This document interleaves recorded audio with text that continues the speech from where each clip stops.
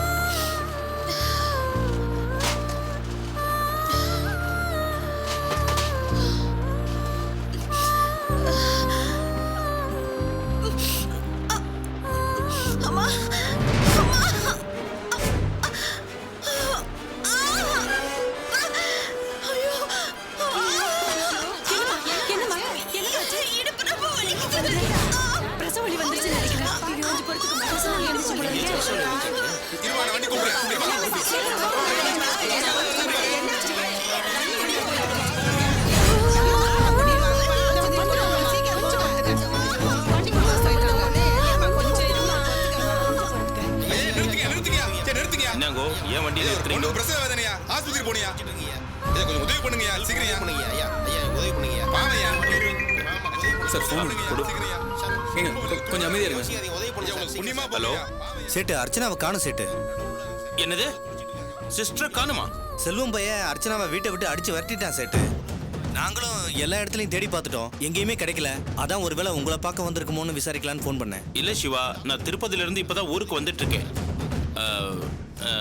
நான் வந்து உன்னை நேர்ல பாக்குறேன். சரி சேட்டு, கொஞ்சம் சீக்கிரம் வாங்க. சார் கொஞ்சம் உதவி பண்ணுங்க சார்.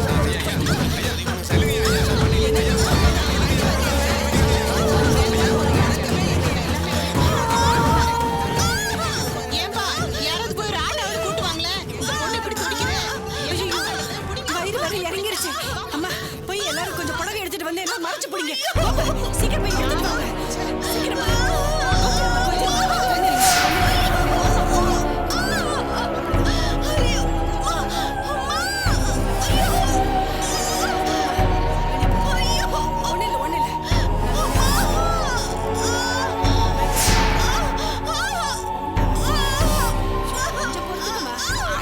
கொஞ்சம் பொறுத்துக்கம்மா.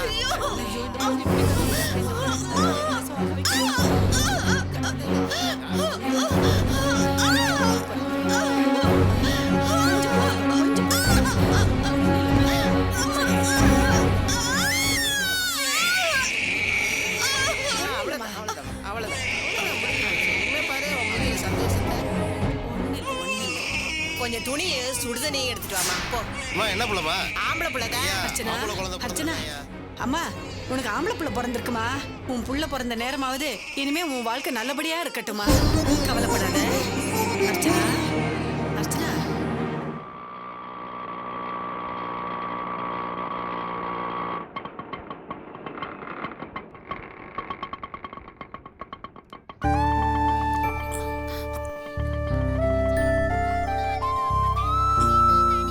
தேங்க்யூ.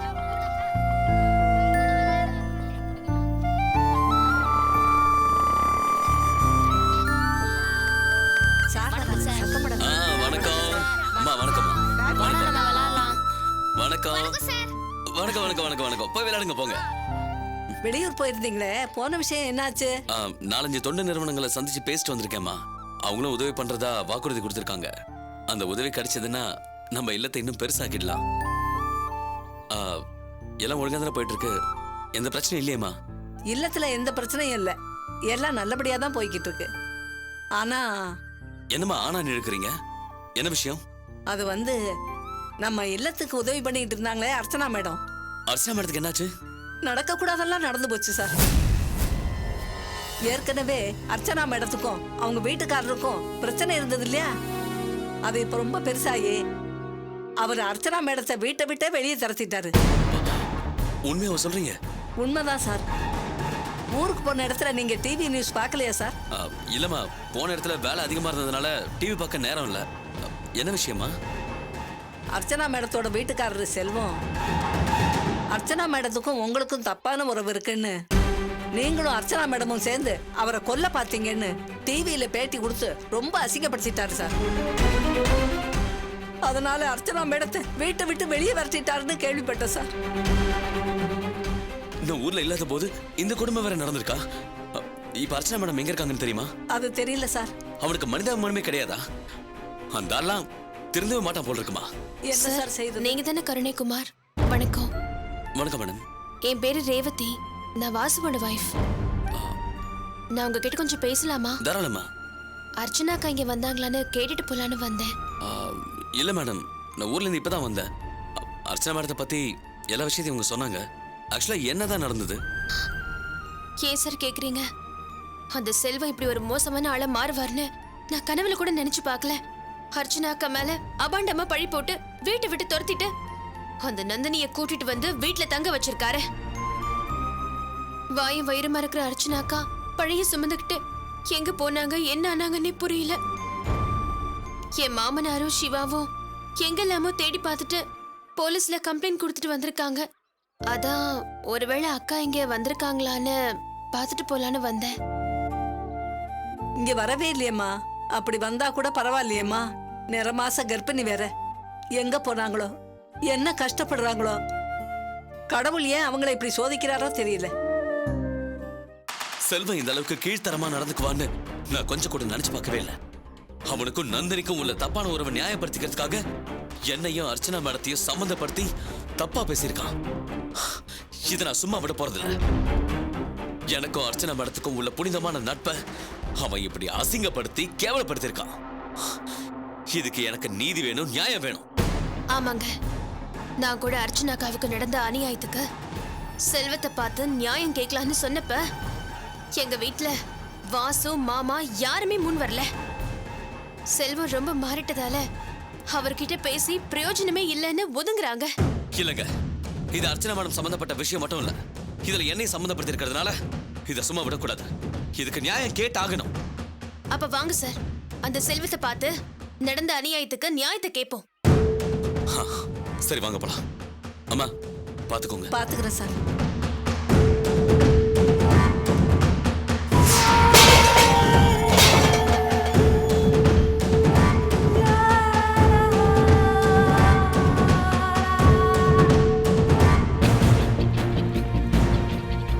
நந்தினி,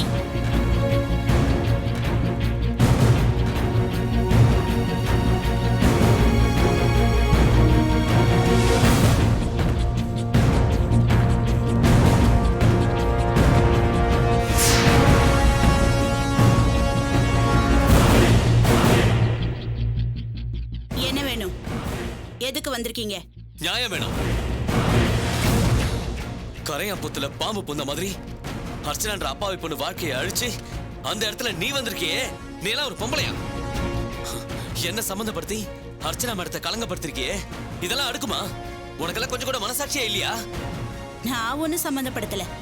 ஆல்ரெடி உங்களுக்குள்ள இருந்த சம்பந்தத்தை நான் மீடியாக்கு பப்ளிசிட்டி பண்ண. That's all. எத்தனை நாளைக்கு நீயும் அர்ச்சனாவும் திருட்டுத்தனமா உறவு வச்சுக்க முடியும்?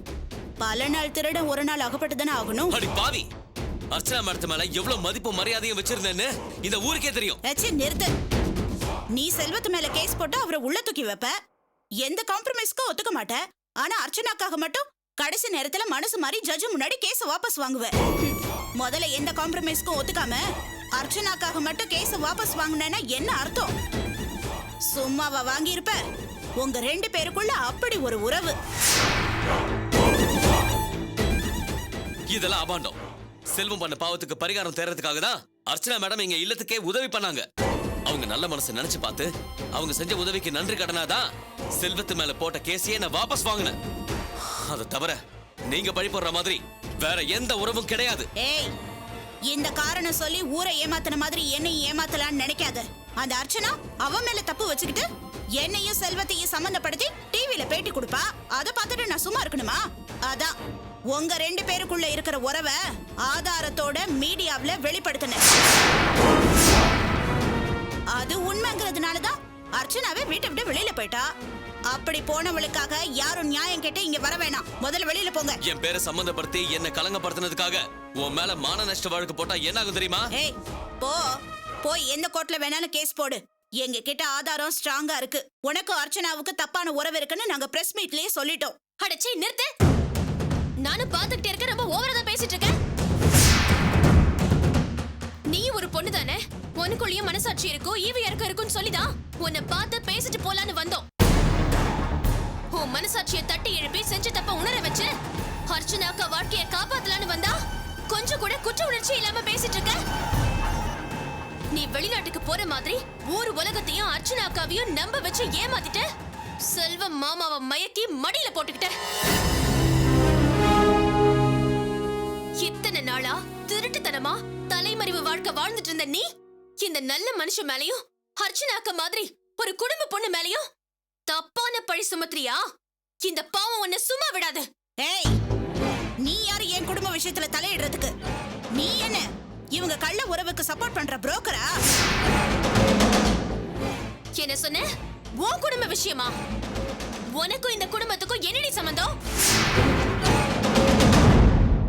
நான் செல்வம் மாமாவோட தம்பி பொண்டாட்டி அர்ச்சனா அக்கா.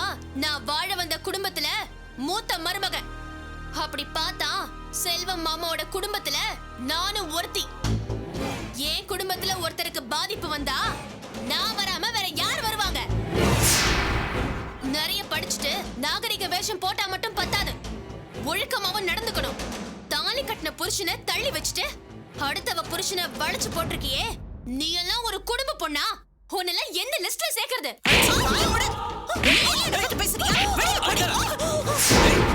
இதெல்லாம் டூ மச். காட்டு மிராண்டித்தனம். சார்,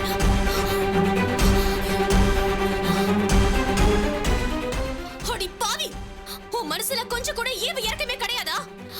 இவரை போய் தள்ளி விடுற? உன்னை ஒண்ணு பண்ண முடியாதுன்னு நினைச்சிட்டு இருக்கியா? செக்யூரிட்டி, செக்யூரிட்டி, எங்க இப்ப தொலைஞ்ச? இதுங்களை எல்லாம் ஏன் உள்ள விடுற? வெளியில தள்ளு, கழுத்தை பிடிச்சு வெளியில தள்ளு. போங்கம்மா. அர்ச்சனா அக்காவுக்காக நியாயம் கேட்க வந்த எங்களை அடிச்சு விரட்டுறல. எங்களை அடிச்சு விரட்டினாலும் நீதி நியாயத்தை அடிச்சு விரட்ட முடியாது. இதே வீட்ல இருந்து உன்னை விரட்டுற காலம் வரும். அத நான் பார்க்க தான் போறேன். ஏய், போடி. அர்ச்சனா சாபமே பலிக்கலையா? இவ போய் சாபம் விடுறா. என்னைய பார்த்துட்டு நிக்கிற? கழுத்தை பிடிச்சு வெளியில தள்ளுன்னு சொல்றேன். போங்கம்மா.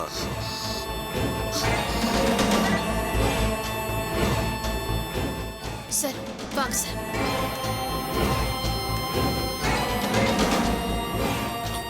விடுங்க மேடம், நான் பாத்துக்கிறேன்.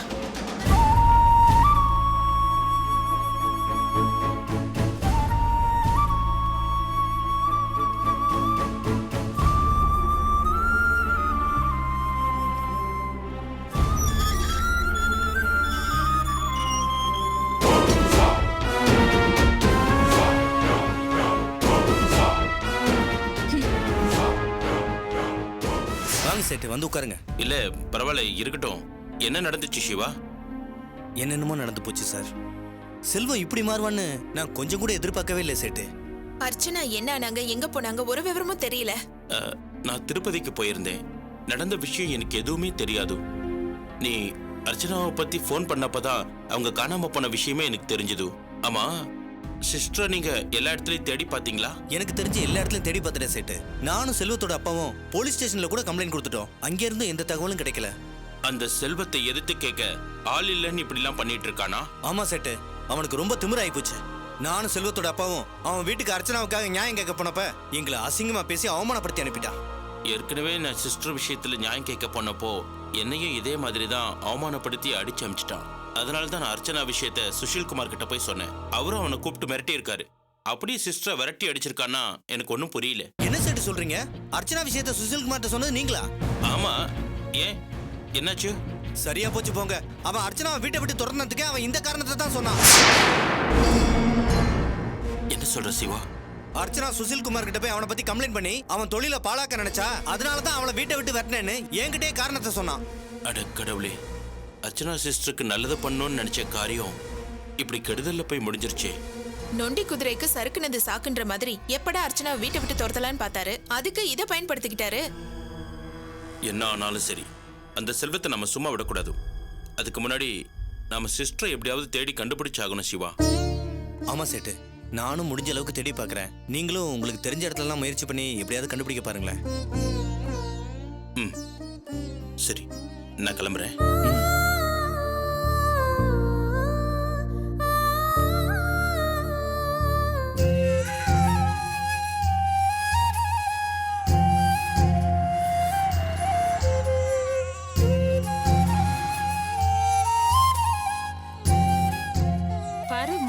ஆரோக்கியமா லட்சணமா இருக்கான். அப்படியே உன்னையே உரிச்சு வச்சிருக்கான். பிளாட்பாரத்துல இருந்தாலும் உன் புள்ள ராஜா மாதிரி இருக்கான். அந்த காலத்துல நான்லாம் ஆஸ்பத்திரி போவாம வீட்லயே பிறந்தன்னு எங்க அம்மா சொல்லுவாங்க. இந்த காலத்துல ஆஸ்பத்திரிக்கு போவாமலேயே இந்த புள்ள பிறந்திருக்கான். கெட்டிக்காரன்தான். குழந்தை ஏன் சும்மா அழுகுறான்னு பாக்குறியா? பகல்ல பிறந்த குழந்தை இல்ல, அதான் ராத்திரில அழுகுறான். ஆமாங்கா, சரியாவே யூரின் போக மாட்டேங்கிறான், பாலும் குடிக்க மாட்டேங்கிறான், அழுதுட்டே இருக்கான். அப்படியா? நான் முத்தம்மா கிட்ட சொல்லி கைவேதி எதனா பார்க்க சொல்றேன். நான் போய் கூட்டிட்டு வரேன். நீ பயப்படாம இரு, நான் வரேன். என்னம்மா, உன் குழந்தை தூங்க மாட்டேங்கிறானா? ஆமாங்கா, யூரின் வேற போக மாட்டேங்கிறான், அழுதுட்டே இருக்கான், பாலும் குடிக்க மாட்டேங்கிறான். பயப்படாத, சில குழந்தைங்க அப்படிதான் 2-3 நாள் சரியாயிடும். ஆமா, உன் புள்ள உன் சாயலா உன் வீட்டுக்கார் சாயலா? ஏங்கா அந்த பொண்ணுக்கு என்ன பிரச்சனையோ என்னவோ எல்லாத்தையும் உதறி தள்ளிட்டு நம்ம கூட இருக்கு. இப்படி எல்லாம் போய் கேட்டுக்கிட்டு போக்கா.